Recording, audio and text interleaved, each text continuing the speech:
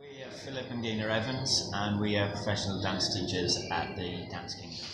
We have won the Welsh Ballroom and Latin Closed Championships as amateurs, as well as being the British finalists in the Latin sequence and Ballroom sequence in Blackpool as well.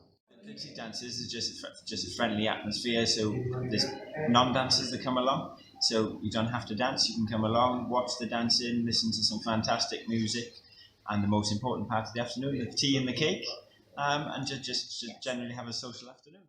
Oh, I love it. I started when I met Phillip, so I've been doing it as long as him.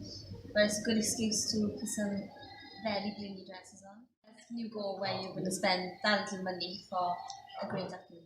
We'd love to see you all coming along and meeting us at the next tea dance, and go onto the Ffwrnes Theatre website, and you can find all the details on there.